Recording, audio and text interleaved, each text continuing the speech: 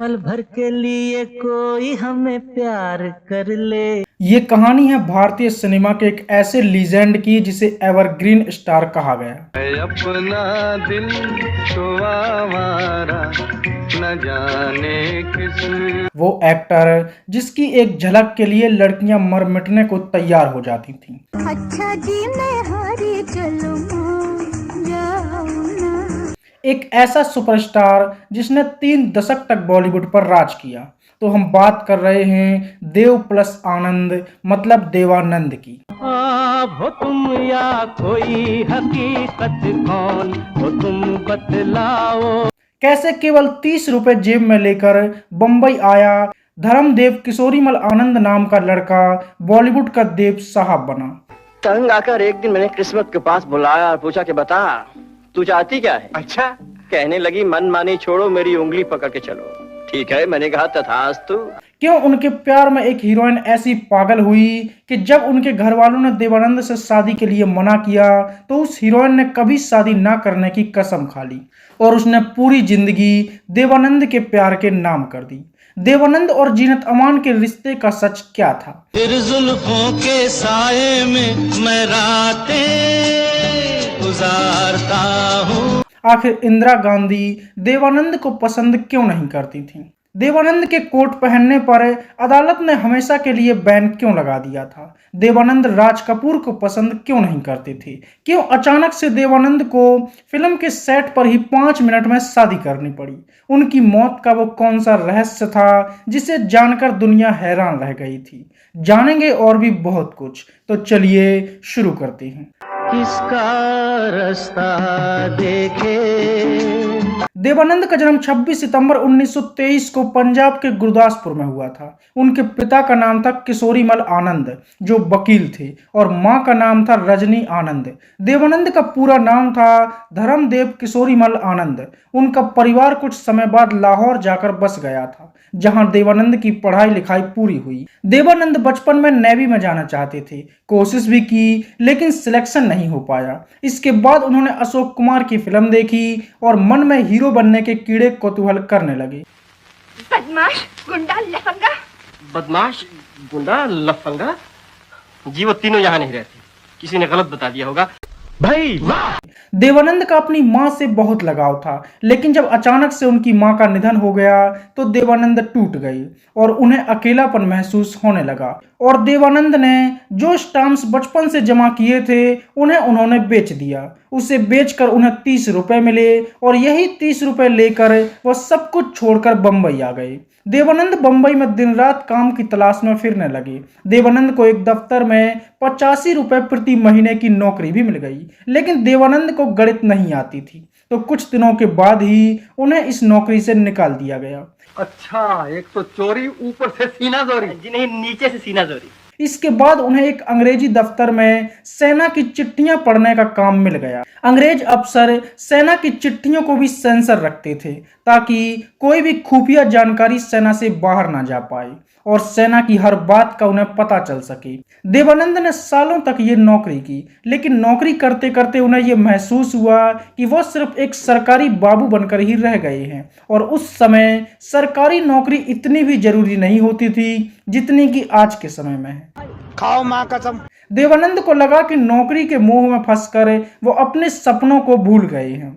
वो बंबई एक्टर बनने के लिए आए थे लेकिन उनकी जिंदगी एक कुर्सी पर सिमट कर रह गई है। बस फिर क्या था, देवानंद ने अपनी नौकरी छोड़ दी और फिर से स्टूडियोज के चक्कर लगाने लगे। देवानंद के भाई थे चेतन आनंद जो उस समय इप्टा से जुड़े हुए थे तो देवानंद ने भी इप्टा ज्वाइन कर लिया और छोटे मोटे नाटकों में काम करने लगे। तुम्हारे दिलों में आत्मा की वो चिंगारी पैदा हो चुकी थी जिसने तुम्हें सच बोलने में मजबूर किया। उन्हें एक बार पता चला कि प्रभात फिल्म कंपनी के यहाँ ऑडिशंस चल रहे हैं तो देवानंद भी ऑडिशन देने के लिए पहुंच गए। कंपनी के मालिक बाबूराव पाई को देवानंद इतने पसंद आए कि उन्होंने देवानंद को फिल्म में मेन लीड के लिए साइन कर लिया। फिल्म का नाम था हम एक हैं और 1946 में आई इस फिल्म से देवानंद ने अपने एक्टिंग कैरियर की शुरुआत की। मुझे बेहद अफसोस है। मुझे बेहद अफसोस है। कितना आसान है ये कह डालना। यह फिल्म तो कुछ खास नहीं चली, लेकिन फिल्मी दुनिया को एक नया एक्टर मिल गया था और उन्होंने मोहन, आगे बढ़ो, जिद्दी, विद्या, हम भी इंसान हैं, उधार और शायर जैसी कई फिल्में की और देवानंद का फिल्मी कैरियर चल पड़ा। दो बिछड़े हुए दिल आपस में गए मिल, दो बिछड़े हुए। और देवानंद की हर फिल्म लोगों के दिलों में उतरती चली गई और देखते ही देखते देवानंद एक चर्चित एक्टर बन गए। 1951 में देवानंद की फिल्म आई थी जिसका नाम था बाजी और इस फिल्म ने देवानंद की फैन फॉलोइंग में और भी 4 चांद लगा दिए। तकदीर से बिगड़ी हुई तकदीर बना ले, तकदीर बना ले। यही वो पहली फिल्म थी जिसमें देवानंद गले में स्कार्फ और सिर पर एक टोपी लगाकर आए थे और उनके इस लुक को लोगों ने इतना पसंद किया कि ये स्टाइल ही बन गया और इसे लोगों ने खूब कॉपी किया और इसे देवानंद स्टाइल ही कहा जाने लगा। इसके बाद देवानंद की मूवी आई जाल, जिसे हर किसी ने इतना पसंद किया कि आज भी इसे देवानंद की सबसे बेहतरीन फिल्मों में से एक माना जाता है। चोरी चोरी मेरी गली आना है बुरा, आपके बिना बात किए जाना है बुरा। इसके बाद देवानंद की फिल्म आई तमाशा और जिस एक्टर की फिल्में देखकर उन्होंने हीरो बनने का सपना देखा था उसी अशोक कुमार के साथ वो इस फिल्म में नजर आए और तमाशा में किए गए देवानंद के तमाशे को लोग आज भी नहीं भूले। 1954 में देवानंद की एक और बेहतरीन फिल्म आई टैक्सी ड्राइवर और देवानंद की यह फिल्म भी इतनी बड़ी हिट हुई कि इसे हर किसी ने पसंद किया। यहाँ हर आदमी और हर चीज या साला है या साली, ये मर्द की निशानी समझी जाती है। और देवानंद हर किसी के फेवरेट एक्टर बन गए। 1955 में देवानंद ने पहली बार दिलीप कुमार के साथ काम किया। मूवी का नाम था इंसानियत और इस फिल्म में भी उनका दिलीप कुमार से लफड़ा हो गया था और देवानंद और दिलीप कुमार एक साथ पहली बार और आखिरी बार इसी फिल्म में दिखाई दिए थे। कमीने के टुकड़ा टुकड़ा कर दूंगा। इससे पहले कि मैं तुम्हारी गाली का जवाब दूं, मैं ये जानना चाहता हूं कि इसकी वजह क्या है। इसके बाद दोनों के स्टारडम की लड़ाई चली जो कभी खत्म नहीं हुई। फिर हाउस नंबर 44 आई और यह फिल्म भी बड़ी हिट हुई। इसके बाद आई पॉकेट मार और देवानंद की यह फिल्म भी एक यादगार फिल्म बनी। देने वाला जब भी देता पूरा छप्पर फाड़ के देता। इसी साल आई फंटूस और ये मूवी भी इतनी बढ़िया थी कि इसे देवानंद की सबसे बेहतरीन फिल्मों में से एक माना जाता है। इसके बाद देवानंद CID बनी और शायद ही कोई होगा जिसने देवानंद की यह फिल्म ना देखी हो। देवानंद की यह पहली फिल्म थी जिसे पहली एवरग्रीन क्लासिकल फिल्म कहा गया। आंखों ही आंखों में इशारा हो गया। और फिल्म के गानों की तो क्या ही तारीफ की जाए। फिल्म का हर गाना बेहतरीन था। कहीं पे निगाहें, कहीं पे निशाना, कहीं पे निगाहें। और खासकर फिल्म का ये गाना लेके पहला पहला प्यार भर के आंखों में खुमार। इतना बढ़िया था कि आज भी ये लोगों का फेवरेट है। जादू नगरी से आया है कोई जादूगर। लेके पहला पहला प्यार। इसके बाद 9-2-11 भी आई जो हिट रही। फिर आई एक और ब्लॉकबस्टर फिल्म पेइंग गेस्ट और इस फिल्म में पहली बार देवानंद ने न्यूटन के साथ काम किया। छोड़ दो आंचल, जमाना क्या कहेगा। और दोनों की जोड़ी ऐसी जमी कि हर कोई इस जोड़ी का दीवाना हो गया। माना जनाब ने पुकारा नहीं, क्या मेरा साथ भी गवारा नहीं। ये वो समय था जब देवानंद का दौर ही चल रहा था और लड़कियां उनकी दीवानी थीं। हर कोई देवानंद की एक झलक के लिए तरसने लगा था और देवानंद नंबर 1 की कुर्सी पर जाकर बैठ चुके थे। 1958 में आई 16वां साल और देवानंद की यह फिल्म भी एवरग्रीन फिल्म बनी जिसका ये गाना अपना दिल तो आवारा, आज भी लोग ओल्ड इज गोल्ड कहकर सुनते हैं। न जाने किस पे आएगा। और फिर काला पानी आई और इसे कौन भूल सकता है। इस फिल्म में भी देवानंद और मधुबाला की जोड़ी खूब जमी और काला पानी भी देवानंद की एवरग्रीन फिल्म बनी। देखी सबकी यारी मेरा दिल जलाओ ना। अच्छा जी मैं हारी। 1959 में देवानंद ने लव मैरिज की। मतलब फिल्म का नाम था लव मैरिज और यह फिल्म भी बेहतरीन थी। इसके बाद मंजिल, काला बाजार, सरहद, जारी नोट जैसी फिल्में भी आईं और देवानंद का जादू लोगों के सर चढ़कर बोलने लगा। तस्वीर तेरी दिल में जिस दिन से उतारी। इसके बाद आई जब प्यार किसी से होता है और देवानंद ने कहा 100 साल पहले मुझे तुमसे प्यार था। इसके बाद हम दोनों आई और इस फिल्म का ये गाना हमेशा के लिए लोगों की एक याद बन गया। जिंदगी का साथ निभाता चला गया। 1962 में असली नकली आई और यह फिल्म भी बेहतरीन रही और खासकर इसके गाने। जीवन की डोर से बांध लिया है तेरे जुल्मों। इसके बाद आई तेरे घर के सामने, फिर तीन देवियां आई और यह फिल्म भी हिट रही। गाता रहे मेरा दिल तू ही मेरी। 1965 में देवानंद की एक और ब्लॉकबस्टर फिल्म आई गाइड। देवानंद की ये पहली रंगीन फिल्म थी। आज फिर जीने की तमन्ना है, आज फिर मरने का इरादा है। और यह फिल्म इतनी बेहतरीन थी कि खुद प्रधानमंत्री जवाहरलाल नेहरू ने देवानंद की तारीफ की थी। सवाल ये नहीं कि मैं जीऊंगा या मरूंगा, सवाल यह है कि इस दुनिया को बनाने वाला, चलाने वाला कोई है या नहीं। इसके बाद प्यार मोहब्बत आई और यह भी हिट रही। इसके बाद आई ज्वेल थीप। 1970 में देवानंद प्रेम पुजारी बने और यह फिल्म भी हिट रही। यही वो फिल्म थी जिसमें पहली बार देवानंद ने शत्रुघ्न सिन्हा को काम दिया था और इसी के बाद शत्रुघ्न सिन्हा हीरो बने थे। वादा तो निभाया। इसके बाद देवानंद ने कहा जॉनी मेरा नाम और सच में यह फिल्म भी बेहतरीन रही। पल भर के लिए कोई हमें प्यार कर ले, झूठा ही सही।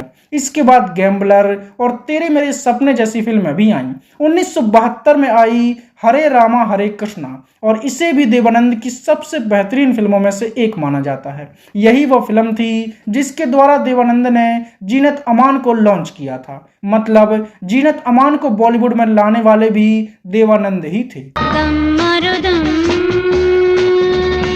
मिट जाए गम। इस फिल्म से जुड़ा एक किस्सा भी कमाल का था। यह वो समय था जब हर कोई देवानंद का दीवाना था और हर हीरोइन उन्हें अपना हीरो मानती थी। देवानंद को इस फिल्म में एक ऐसी हीरोइन की जरूरत थी जो उनकी बहन का किरदार निभा सके। फूलों का तारों का सबका कहना है और जिसके लिए वो ये गा सके 1000 में मेरी रहना है। लेकिन कोई भी हीरोइन देवानंद की बहन नहीं बनना चाहती थी क्योंकि हर कोई उन्हें अपना सैया बनाना चाहती थी, ना कि भैया। सब ने मना कर दिया, इसलिए फिर जीनत अमान ने उनकी बहन का किरदार निभाया और यह फिल्म इतनी बड़ी हिट हुई कि जीनत अमान रातों रात हीरोइन बन गई। 1973 में देवानंद ने अपनी फिल्मी बहन को ही अपनी हीरोइन बनाया। फिल्म आई हीरा पन्ना और जीनत अमान देवानंद से कहने लगी पन्ना की तमन्ना है कि हीरा मुझे मिल जाए। यह फिल्म भी बड़ी हिट हुई और जीनत अमान अब देवानंद की पर्सनल हीरोइन बन चुकी थी और फिर और भी पर्सनल होती चली गईं, जिसकी चर्चा हम आगे करेंगे। मैं तस्वीर उतारता हूँ बिखरी हुई हसीनों की। इसके बाद देवानंद बनारसी बाबू बने, इसके बाद वो छुपा रुस्तम बने और फिर देवानंद जोशीला बने और ये फिल्म भी बड़ी हिट रही। और इसका ये गाना तो ऐसा था जिसे सुनते हुए लोग आज भी कमेंट करते हैं कि 2025 में कौन सुन रहा है। किसका रास्ता देखे। इसके बाद प्रेम शास्त्र आई और जीनत अमान एक बार फिर से देवानंद की हीरोइन बनी और देवानंद से कहने लगी मुझे प्यार कर, ना ना ना ना ना इकरार कर। लेकिन देवानंद ने कहा मैं शराब पी रहा हूँ। इसके बाद देवानंद ने जीनत अमान से कहा इश्क इश्क इश्क। ये वो समय था जब जीनत अमान देवानंद की हर फिल्म की हीरोइन बनने लगी थी। फिल्म चाहे हिट हो या फ्लॉप हो, देवानंद किसी और हीरोइन को अपनी फिल्म में लेते ही नहीं थे और उनकी हर फिल्म में सिर्फ जीनत अमान ही होती थी, जो आगे चलकर उनके लिए मुसीबत भी बन गई, जिसकी चर्चा भी हम आगे करेंगे। इसके बाद भी वारंट, जाने मन, बुलेट, कलाबाज जैसी फिल्में आईं। अब धीरे धीरे देवानंद की उम्र ढलने लगी थी, लेकिन कमाल की बात यह थी कि अब भी वो फिल्मों में मेन लीड ही कर रही थी और हीरोइन से कह रही थी, प्यार मोहब्बत के सिवा ये जिंदगी क्या जिंदगी। और यही कारण था कि अब साहिब बहादुर, देश परदेश, लूट मार और मनपसंद जैसी फिल्में फ्लॉप होने लगी थीं। अब देवानंद टीना मुनीम को भी लॉन्च कर चुके थे और अब टीना मुनीम भी देवानंद की हर फिल्म की हीरोइन बनने लगी थीं। 1982 में देवानंद स्वामी दादा बने और यही वह फिल्म थी जिसमें पहली बार देवानंद ने जैकी श्रॉफ को एक छोटा सा रोल देकर उनकी किस्मत बदल दी थी और फिर वो बॉलीवुड के जग्गू दादा बन गए। 1984 में देवानंद ने अपने बेटे सुनील आनंद को हीरो बनाया। फिल्म का नाम रखा गया आनंद और आनंद, लेकिन यह फिल्म इतनी बुरी तरह से फ्लॉप हुई कि उनके बेटे ने दोबारा कभी कैमरे के सामने न आने की कसम खा ली थी। 1985 में देवानंद ने कहा हम नौजवान, और इस फिल्म में तब्बू ने उनकी बेटी का किरदार निभाया था। तुम्हारे पापा से खास व्यक्ति कौन हो सकता है? हमारे प्रधानमंत्री, और कौन? मतलब हीरोइन बनने से पहले तब्बू की ये पहली फिल्म थी और देवानंद ही अपनी फिल्म से तब्बू को बॉलीवुड की नजरों में लाए थे। इसके बाद भी देवानंद की कई फिल्में आईं, जिनमें सच्चे का बोलबाला, लश्कर, अव्वल number, 100 crore, return of jewel thief, sensor, mister prime minister जैसी फिल्में शामिल रहीं। 2011 में देवानंद की आखिरी फिल्म आई थी चार्जशीट, जो दिव्या भारती के मर्डर मिस्ट्री पर आधारित थी। हालांकि 2016 में देवानंद की एक पुरानी फिल्म भी रिलीज हुई थी जिसका नाम था अमन के फरिश्ते, लेकिन ये फिल्में भी कुछ खास नहीं चली। और अब हम बात करेंगे देवानंद जी से जुड़े विवादों की और उनकी पर्सनल लाइफ की। आंखों ही आंखों में इशारा हो गया, बैठे बैठे जीने का। देवानंद और गुरुदत्त अच्छे दोस्त थे। दोनों की मुलाकात का किस्सा भी कमाल का था। कहते हैं कि जब देवानंद अपनी नौकरी कर रहे थे तभी गुरुदत्त भी काम की तलाश में भटक रहे थे।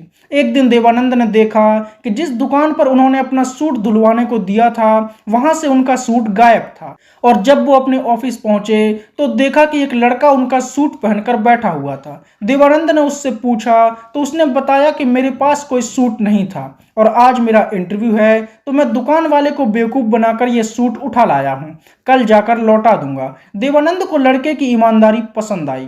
तुम्हें को गाली निकालनी आती है? नहीं। तो तुम्हें छोकरा कौन कहेगा? चल निकाल गाली मुझे, चल।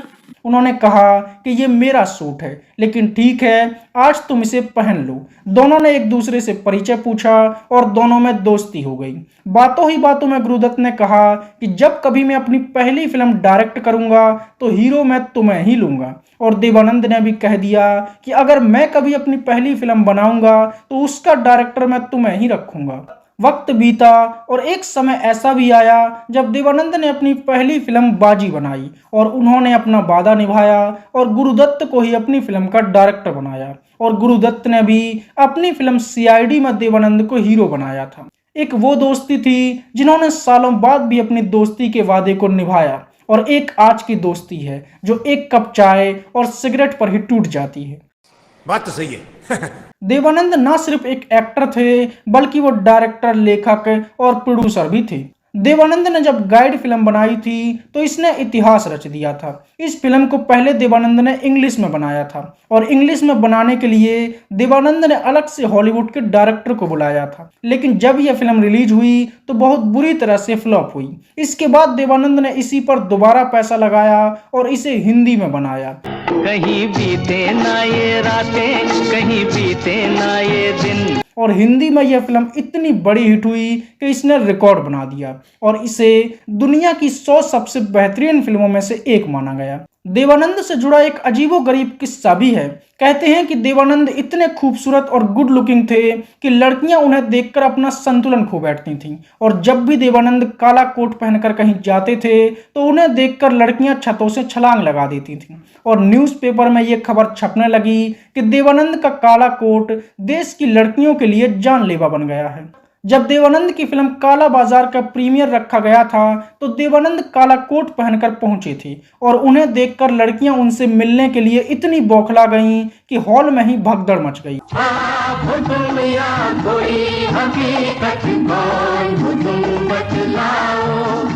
और कई लड़कियों को गंभीर चोटें आ गईं। ये मामले इतने बढ़ने लगे थे कि मामले की गंभीरता को समझते हुए कोर्ट ने देवानंद को काले कोट पहनने पर ही बैन लगा दिया था और देवानंद को नोटिस दिया गया था कि आप कभी भी घर से बाहर काला कोट पहनकर नहीं निकल सकती। देवानंद ही वो एक्टर थे जिसकी छोड़ी हुई फिल्मों में काम करके शम्मी कपूर हीरो बने थे। जंगली और तीसरी मंजिल जैसी फिल्में पहले देवानंद को ही ऑफर हुई थीं, लेकिन देवानंद ने इनमें काम करने से मना कर दिया और शम्मी कपूर इन फिल्मों में काम करके बड़े स्टार बन गए। बदन पे सितारे लपेटे हुए तो जाने तमन। अमिताभ बच्चन की किस्मत चमकाने के लिए भी कहीं ना कहीं देवानंद ही जिम्मेदार थे। फिल्म जंजीर की पहली पसंद देवानंद ही थे, लेकिन देवानंद ने यह फिल्म करने से मना कर दिया और बाद में अमिताभ बच्चन को यह फिल्म मिल गई और लगातार 12 फ्लॉप फिल्में दे चुके अमिताभ बच्चन की यह फिल्म करके रातों रात किस्मत बदल गई। जब तक बैठने को न कहा जाए शराफत से खड़े रहो। देवानंद के बचपन से जुड़ा एक किस्सा भी बड़ा चर्चित रहा। कहते हैं कि देवानंद बचपन में बहुत ही ज्यादा शर्मीले स्वभाव के थे। उन्हें लड़कियों से डर लगता था। उनके पिता ने बहुत कोशिश की कि देवानंद आम बच्चों की तरह रहें, उनकी झिझक खत्म हो जाए, लेकिन जब ऐसा नहीं हुआ तो उनके पिता ने देवानंद का एडमिशन एक गर्ल्स स्कूल में करवा दिया था, जहां देवानंद हमेशा लड़कियों के बीच रहते थे और इस तरह उनका लड़कियों को लेकर डर भी खत्म हो गया। 1975 में जब इंदिरा गांधी ने देश को इमरजेंसी की आग में झोंक दिया था और देश में उनके विरोध में हंगामे होने लगे थे, तो इंदिरा गांधी ने बॉलीवुड एक्टर्स पर दबाव बनाया कि वो इमरजेंसी के सपोर्ट में बयान दें, फिल्में बनाएं और जनता को यह समझाएं कि इमरजेंसी कितनी सही है। लेकिन मनोज कुमार, किशोर कुमार और देवानंद जैसे कई एक्टर्स थे जिन्होंने इंदिरा गांधी का आदेश मानने से मना कर दिया और इमरजेंसी को गलत बताया और इंदिरा गांधी देवानंद पर इतनी भड़क गईं कि उन्होंने देवानंद के सभी गाने दूरदर्शन और रेडियो पर बैन कर दिए। उनकी फिल्मों को रिलीज होने से रोका जाने लगा और देवानंद को सरकारी तरीके से खूब परेशान किया गया।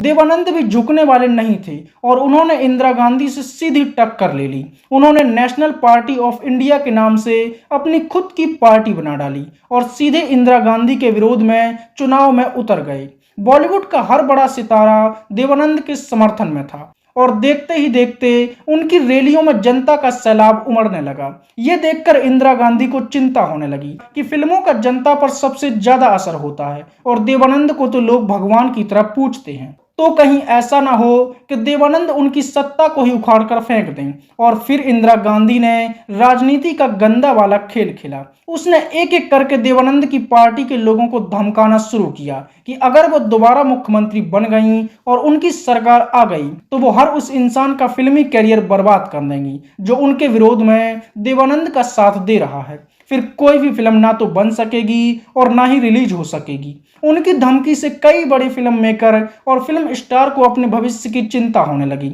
और सभी ने धीरे धीरे करके देवानंद का साथ छोड़ना शुरू कर दिया। और जब उनके साथ कोई नहीं रहा तो मजबूरन देवानंद को भी अपने कदम पीछे हटाने पड़े और वो भी अपने फिल्मों की तरफ वापस लौट गए और तब इंदिरा गांधी को चैन की नींद आई।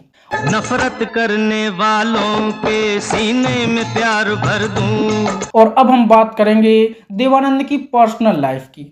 देवानंद की जिंदगी में जो पहली लड़की आई थी वो उस समय की सबसे खूबसूरत और सफल हीरोइन थी सुरैया। सुरैया से देवानंद की पहली मुलाकात फिल्म विद्या के सेट पर हुई थी।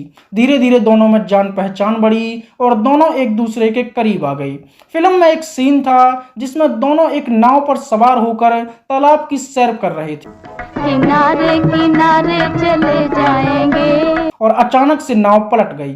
सुरैया को तैरना नहीं आता था और देवानंद ने अपनी जान की परवाह ना करते हुए सुरैया की जान बचाई। बस उनकी इसी अदा पर सुरैया दिल हार गई और वो देवानंद से दिलो जान से प्यार करने लगी। जाते जाते मीठा मीठा गम दे गया, कोई दिल ले गया जी, कोई दिल ले गया। देवानंद भी सुरैया के प्यार में पागल थे। एक दिन फिल्म के सेट पर ही देवानंद ने सुरैया को एक अंगूठी पहना दी और कहा कि मैं तुमसे शादी करना चाहता हूँ। लेकिन जब ये बात सुरैया की नानी को पता चली तो उसने आसमान सिर पर उठा लिया। मैं कहता हूँ तुमको चोर तो बोलो क्या करोगे। वो किसी भी कीमत पर सुरैया की शादी एक हिंदू लड़के से नहीं होने देना चाहती थी। उसने कह दिया कि चाहे सुरैया मर जाए लेकिन हिंदू लड़के से शादी नहीं कर सकती। और ये वो समय था जब मुसलमान एक्टर और एक्ट्रेस हिंदू नाम रखकर पैसे तो कमा रहे थे लेकिन हिंदुओं से नफरत ऐसी थी कि उन्हें फूटी आंख भी नहीं देखती थी। फिर चाहे मधुबाला के पिता अताउल्ला खान हो, सायरा बानो की माँ हो या फिर सुरैया की नानी, इनके लिए अपने बच्चों की जिंदगी से ज्यादा ये जरूरी था कि उनकी शादी किसी हिंदू से ना हो। तो सुरैया की नानी भी अपनी बात पर अड़ी रही और सुरैया को देवानंद से दूरी बनानी पड़ी। ओ देर से कितनी दूर खड़ी हो और करीब आ जाओ। लेकिन सुरैया के प्रेम को भी मानना पड़ेगा। उसने अपनी नानी से कह दिया कि देवानंद मेरे रोम रोम में बस चुके हैं और अब मैं किसी दूसरे इंसान को भी कभी अपना नहीं बना सकती। अगर मेरी शादी देव से नहीं हुई तो मैं कभी शादी ही नहीं करूंगी। और फिर सुरैया पूरी जिंदगी कुंवारी रही और उन्होंने कभी भी शादी नहीं की और अपनी पूरी जिंदगी सिर्फ देवानंद के प्यार में काट दी। यहाँ ये बात भी गौर करने वाली है कि सुरैया का पूरी उम्र शादी ना करना और अपनी जिंदगी बर्बाद कर देना उनके घर वालों को मंजूर था, लेकिन देवानंद से शादी मंजूर नहीं थी। जिसका एक मुख्य कारण यह भी था कि सुरैया उस समय इतनी बड़ी स्टार थी कि उनकी सालाना कमाई ही लगभग 10 से 12 लाख रुपए होती थी, जो उस समय पर बहुत बड़ी बात थी। सुरैया अपनी माँ के साथ अपनी नानी के घर पर रहती थी और सुरैया की नानी ये नहीं चाहती थी कि सुरैया शादी करके अपना घर बसा ले, क्योंकि अगर सुरैया की शादी होती तो उन्हें सुरैया की कमाई से हाथ धोना पड़ता। इसलिए लालचवश उसने सुरैया को मजबूर किया कि उसकी शादी ही ना हो। हालांकि देवानंद भी कभी सुरैया को भुला नहीं पाए, लेकिन बस वो सुरैया जैसा प्यार भी नहीं निभा पाए। सुरैया ने अपनी पूरी उम्र देवानंद के प्यार में ही काट दी और अपने जिंदगी के आखिरी दिनों तक वो देवानंद के प्यार में कुंवारी रही। सच में इस तरह का प्यार देखना भी एक बहुत बड़ी बात है। इसके बाद देवानंद की मुलाकात हुई कल्पना कार्तिक से। देवानंद ने जब अपनी पहली फिल्म बाजी बनाई तो उसकी हीरोइन बनी कल्पना कार्तिक और इस फिल्म में देवानंद के साथ काम करने के बाद अचानक से कल्पना ने फैसला किया कि अब वो केवल देवानंद की फिल्मों में ही काम करेंगी और किसी के साथ भी काम नहीं करेंगी। कल्पना की ये बात देवानंद को बहुत पसंद आई। इसके बाद जब फिल्म टैक्सी ड्राइवर बनना शुरू हुई तो देवानंद कल्पना को पसंद करने लगे। आज की रात पिया दिल ना तोड़ो, मन की बात पिया मान लो। और कल्पना को सीधे शादी के लिए प्रपोज कर दिया। कल्पना तो जैसे देवानंद की दीवानी ही थी, तो उसने भी तुरंत हाँ कर दिया और देवानंद भी ये मौका हाथ से नहीं जाने देना चाहते थे। तो उन्होंने फिल्म की शूटिंग पर ही अचानक से 1 घंटे का ब्रेक लिया और उसी सेट पर कल्पना से शादी कर ली और वापस शूटिंग पर लौट आए। हर किसी के लिए ये पलक झपकाने जैसा अनुभव था। लोगों को भरोसा नहीं हुआ कि 1 घंटे के अंदर देवानंद की शादी हो गई है। जो लड़की अभी 1 घंटे पहले सिर्फ एक लड़की थी जिसे अभी फिल्मों में कोई ठीक से जानता भी नहीं था, अब वो देवानंद की पत्नी बन चुकी है। बाद में देवानंद को उनसे 2 बच्चे भी हुए, एक लड़का और एक लड़की। लेकिन अपनी काफी जिंदगी बीत जाने के बाद देवानंद को यह एहसास हुआ कि उनका शादी का फैसला एक जल्दबाजी में लिया गया फैसला था। हालांकि ये बात भी गौर करने वाली है कि जब देवानंद सुरैया की जुदाई वाले दर्द से गुजर रहे थे तो देवानंद के भाई और भाभी ने जानबूझकर कल्पना कार्तिक को देवानंद से मिलवाया था और उसे बाजी फिल्म की हीरोइन बनाया था और उसे देवानंद के करीब लाने की कोशिश भी की ताकि देवानंद सुरैया के गम से उभर आए और खुश रहने लगे। उनकी योजना सफल भी हुई और कल्पना देवानंद की पत्नी बन गई। पहला बादल। हालांकि देवानंद सुरैया को कभी नहीं भूल पाए और सुरैया से ही जिंदगी भर प्यार करते रहे। जब सुरैया की मौत हुई तो पूरा बॉलीवुड उनकी अंतिम यात्रा में शामिल हुआ था, क्योंकि यह सिर्फ सुरैया की यात्रा नहीं थी बल्कि एक प्यार की मूरत की यात्रा थी। लेकिन देवानंद उस यात्रा में नहीं गए। कहते हैं कि वो पूरा दिन अपनी छत के टेरिस पर बैठकर रोते रहे, लेकिन क्या करें, किस्मत में जो था उसे स्वीकार किया और ये कहने लगे, बर्बादियों का जश्न मनाता चला गया। दो बच्चों का पिता बनने के बाद एक बार फिर से देवानंद का मन फिसला जब उन्होंने जीनत अमान के साथ काम करना शुरू किया। फिर एक समय ऐसा भी आया जब देवानंद ने जीनत अमान से कह दिया कि तुम सिर्फ मेरी फिल्मों में ही काम करोगी। मैं तस्वीर उतारता हूँ बिखरी हुई हसीनों की। देवानंद जीनत अमान को चाहने लगे थे। जीनत अमान ने देवानंद का दिल जीत लिया था और एक समय तो ऐसा भी आया कि देवानंद अपनी पत्नी और बच्चों की परवाह किए बिना सीधा जीनत अमान को शादी के लिए प्रपोज करने के लिए पहुंच गए थे। लेकिन तभी उन्हें पता चला कि जीनत अमान ने राज कपूर से नजदीकियां बढ़ा ली हैं, क्योंकि राज कपूर ने उसे अपनी फिल्म सत्यम शिवम सुंदरम की हीरोइन बना दिया है और जीनत अमान ने राज कपूर के लिए देवानंद को इग्नोर करना शुरू कर दिया था। देवानंद को ये बात बिल्कुल भी पसंद नहीं आई, उनका दिल टूट गया और उन्होंने जीनत अमान के साथ राज कपूर से भी हमेशा के लिए दूरी बना ली। देवानंद वो एक्टर रहे जिसे एवरग्रीन स्टार कहा गया। वो एकमात्र एक्टर थे जिसने 70 साल की उम्र में भी फिल्मों में मेन हीरो बनकर काम किया। आप यहाँ से जाने का क्या लोगे। उन्हें कई अवार्ड मिले। 2001 में देवानंद को पद्म विभूषण से सम्मानित किया गया और 2002 में देवानंद साहब को दादा साहब फाल्के अवार्ड से भी सम्मानित किया गया। फिल्म को लेकर देव साहब में इतना जुनून था कि जब उन्होंने अपनी आखिरी फिल्म चार्जशीट बनाई तो उनकी उम्र 88 साल थी और इसके तुरंत बाद ही वह दूसरी कहानी पर काम करने लगे थे।